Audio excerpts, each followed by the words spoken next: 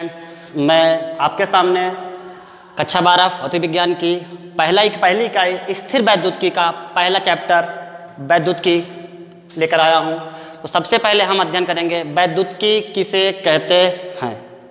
आप जानते हैं कि 2500 साल पहले थेल्स एक वैज्ञानिक थे जिन्होंने यह बताया था कि पदार्थों में एक आकर्षण बल का अनुभव होता है, लेकिन उनकी बातों पर कोई ध्यान नहीं दिया।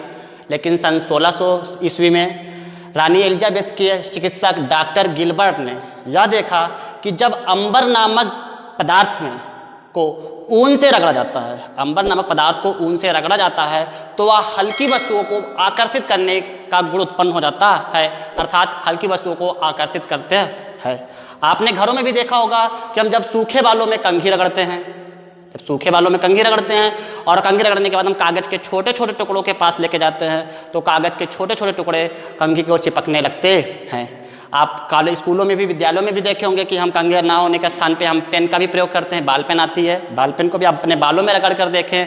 रगड़ने के पश्चात उसे कागज के छोटे छोटे टुकड़ों के पास लेकर जाएं तो भी वे छोटे छोटे टुकड़े चिपकना प्रारंभ कर देते हैं। तो किस कारण होते हैं उसका अध्ययन हम वैद्युतिकी के अंतर्गत करते हैं। तो वैद्युतिकी है क्या, पहले उसकी हम एक परिभाषा जानते हैं। तो वह ऊर्जा, क्योंकि आकर्षित करने के लिए, किसी वस्तु को आकर्षित करने के लिए हमें ऊर्जा की आवश्यकता पड़ती है, तो हम उसे ऊर्जा का ही नाम देंगे कि वह ऊर्जा जिसके कारण अंबर, आपको बताया कि अंबर एक पदार्थ होता है, अंबर तथा अन्य पदार्थों में हल्की वस्तुओं को, हल्की वस्तु इसलिए ली जाती है कि अगर हम वस्तुएं भारी लेते हैं तो वहां पे गुरुत्वाकर्षण बल भी प्रभावी हो जाता है। तो हल्की वस्तुओं को अपनी ओर आकर्षित करने का गुण उत्पन्न होता है, वैद्युतिकी कहलाता है।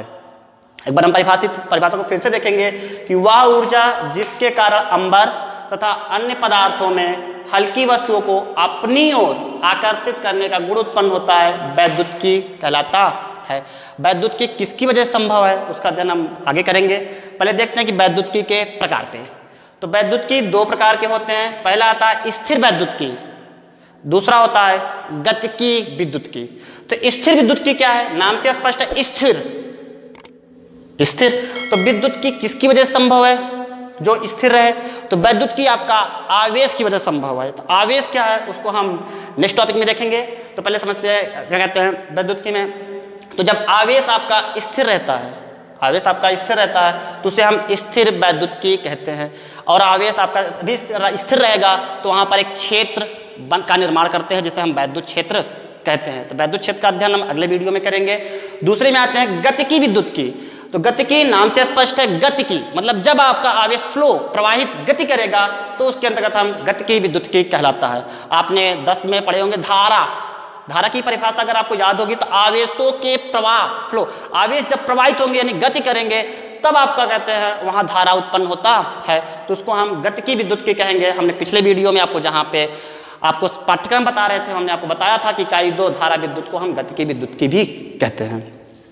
अब आते हैं कि वैद्युतिकी हो गया, तो वैद्युतिकी को हम और क्या कह सकते हैं। तो वैद्युतिकी आपको क्या कहते हैं, भौतिक विज्ञान की एक शाखा को भी कह सकते हैं कि वैद्युतिकी भौतिक विज्ञान की शाखा है जिसके अंतर्गत हम आवेशों का अध्ययन करते हैं। जिसके अंतर्गत हम आवेशों का अध्ययन करेंगे वैद्युतिकी कहलाता है।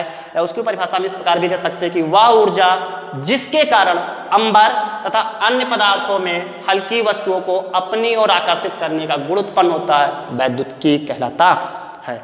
अब आते हैं कि वैद्युतिकी संभव किसकी वजह से है। तो आपका आता है वैद्युत आवेश। आवेश क्या है, तो आप जानते हैं कि पूरा ब्रह्मांड दो चीजों से मिलकर बना, 2 घटकों का संगठन है। पहला चीज है पदार्थ जिसे मैटर कहते हैं, दूसरी एनर्जी।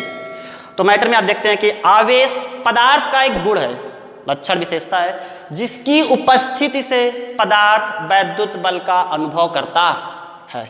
जिसकी उपस्थिति से वैद्युत बल का अनुभव करता है आपका वैद्युत आवेश कहलाता है। तो प्रयोगों द्वारा, जैसे कि हमने आपको बताया था, गिलबर्ट ने बताया कि अंबर को जब हम ऊन से रगड़ते हैं, अंबर नामक पदार्थ को ऊन से रगड़ते हैं, ऊन से रगड़ने के पश्चात उसे हम हल्के कागज, धूल के कण, तिनकों के पास लेके जाते हैं तो वे उसको आकर्षित करते हैं। तो और इसके अतिरिक्त आप रेशम के कांच की छड़ को रेशम के कपड़े से रगड़ करके किसी दूसरे वस्तु के पास लेके जाते हैं तो वो भी हल्की वस्तु के पास लेके जाते हैं तो उसे भी आकर्षित करते हैं। तो प्रयोगों द्वारा स्पष्ट होता है कि आवेश 2 प्रकार के होते हैं। आवेश दो प्रकार के होते हैं। आपका नंबर 1 होता है धनावेश। एक किससे स्पष्ट हुआ है? प्रयोगों द्वारा। नंबर 1 धनावेश और नंबर 2 ऋणावेश, एक प्रयोगों द्वारा स्पष्ट होने पर। अब इसके बारे में अध्ययन करेंगे कि धनावेश और ऋणावेश कैसे पहचानें कि वो धनावेश है या ऋणावेश है, या इनके मध्य कौन सा संबंध उत्पन्न होता है। तो और प्रयोग किया, अन्य वैज्ञानिकों ने प्रयोग किया कि जब हम कांच की छड़ को, 2 कांच की छड़ लेते हैं और उन्हें हम रेशम पे कपड़े से रगड़ते हैं और उन कांच की छड़ों को हम कागज के टुकड़ों के पास लेके जाते हैं तो कागज के टुकड़ों को आकर्षित करते हैं, जबकि उन 2 छड़ों को आपस से पास पास लाएं तो एक दूसरे को विपरीत दिशा में आकर्षित करते हैं, यानी दूर भेजने का प्रयास करते हैं। तो इससे स्पष्ट होता है कि आपके पदार्थों में 2 प्रकार के आवेश पाए जाते हैं, नंबर 1 धनावेश, नंबर 2 ऋणावेश, और इन दोनों में संबंध है। और प्रयोग द्वारा स्पष्ट है कि समान आवेश एक दूसरे को प्रतिकर्षित करते हैं, समान आवेश एक दूसरे को प्रतिकर्षित करते हैं और विपरीत आवेश एक दूसरे को समान आवेश एक दूसरे को प्रतिकर्षित करते हैं और विपरीत आवेश एक दूसरे को आकर्षित करते हैं। ठीक है दोस्तों, बच्चों अब आते हैं आवेश के मात्रक पे।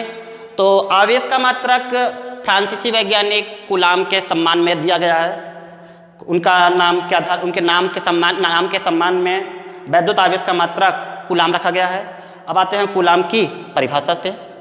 तो कूलाम की परिभाषा पढ़ने से पहले हम आपको बता दें कि वैद्युत आवेश में कोई दिशा नहीं होती, वैद्युत आवेश में कोई दिशा नहीं होती है, इसलिए वैद्युत आवेश एक अदिश राशि है। कौन सी राशि होती है बच्चों? अदिश राशि, दिशा ना होने की वजह से। आपको कक्षा 11 में और 9 में भी अध्ययन किए होंगे कि अदिश राशि जिन राशियों को व्यक्त करने के लिए केवल और केवल परिमाण की आवश्यकता होती है, दिशा की नहीं, उसे हम अदिश राशि कहते हैं। और जिसमें हमें परिमाण के साथ साथ दिशा की भी आवश्यकता पड़ती है, उसे हम सदिश राशि कहते हैं। अब आते हैं कूलाम की परिभाषा पे। तो आपने कक्षा 9 में धारा की परिभाषा पढ़ी होगी, उसी के आधार पर हम धारा को साथ लेते हुए हम कूलाम की परिभाषा पढ़ेंगे कि एक कूलाम किसी चालक में, चालक आप समझते होंगे कि जिनमें वैद्युत का प्रवाह सुगमतापूर्वक हो जाए, तो एक कूलाम किसी चालक में 1 एम्पियर की धारा, 1 एम्पियर की धारा 1 सेकंड तक, 1 एम्पियर की धारा 1 सेकंड तक प्रवाहित करने पर, मतलब फ्लो करेंगे तो 1 सेकंड तक प्रवाहित करने पर चालक में से, मतलब चालक में से गुजरने वाले आवेश का मान होता है। अर्थात अगर इसे हम लेते हैं कि एक चालक है, आपके एक छड़ लेते हैं AB, कोई भी तार ले सकते हो, तार भी चालक होता है, चालक आपका AB है, इसमें हम जब हम प्रवाहित करते हैं तो 1 सेकंड में एक सिरे से दूसरे सिरे में प्रवाहित हो जाता है, तो उसका मान 1 कूलाम होता है। अगर इसको हम सूत्र बनाते हैं तो आपको यहाँ पे देख सकते हैं कि हम आवेश को लिखेंगे, आवेश को क्या लिख सकते हैं? कूलाम। तो 1 कूलाम लिखेंगे तो 1 कूलाम बराबर, आप परिभाषा पे चलेंगे तो 1 कूलाम बराबर किसी चालक में 1 एम्पियर की धारा 1 सेकंड तक, तो 1 एम्पियर की धारा तो 1 एम्पियर लेते हैं और गुणे 1 सेकंड तक प्रवाहित करना है, क्योंकि जैसे जैसे समय बढ़ेगा वैसे वैसे धारा का मान बढ़ता जाएगा, इसलिए हम यहाँ पे गुणा करेंगे तो 1 एम्पियर गुणे 1 सेकंड। अब आते हैं तो 1 कूलाम बराबर क्या होता है कि 1 एम्पियर गुणे 1 सेकंड। अगर इसको हमें मात्रक है, अगर इसको हम राशि में व्यक्त करें तो आपको मिलेगा कि कूलाम किसका मात्रक बच्चों? आवेश का। तो आपको क्या मिलता है? आवेश। तो आवेश बराबर एम्पियर किसका मात्रक होता है? धारा का। तो वैद्युत धारा यहाँ पे लिख सकते हैं हम, आवेश बराबर वैद्युत धारा, यहाँ पे चाहिए तो आप वैद्युत आवेश भी लिख सकते हैं। वैद्युत आवेश बराबर वैद्युत धारा गुणे सेकंड किसका मात्रक होता है? समय का। सेकंड किसका मात्रक है? समय का। तो यहाँ पे क्या लिखेंगे? समय।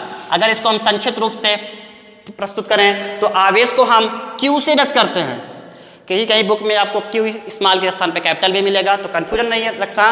और वैद्युत धारा को हम स्मॉल I से, कहीं कहीं पे कैपिटल I से भी होता है, और समय को हम T से रखते हैं। और आपका एक यहाँ पे सूत्र प्राप्त होता है जिसकी सहायता से आप आगे प्रश्नों को सॉल्व कर सकते हैं। अगर आप समीकरण नंबर 1 रखते हैं, ए आपको मिल गया। अब आते हैं आवेश हो गया, तो आवेशों के मूलभूत गुण पे आते हैं कि आवेशों में कौन कौन से गुण पाए जाते हैं, तो उसकी परिभाषा लिख सकते हैं। परिभाषा क्या, हम नंबरिंग करेंगे तो आवेशों के मूलभूत गुण, आवेशों के मूलभूत गुण, तो उसमें आता है नंबर 1। नंबर 1 पढ़ेंगे आवेशों के मध्य बल, आवेशों के मध्य बल।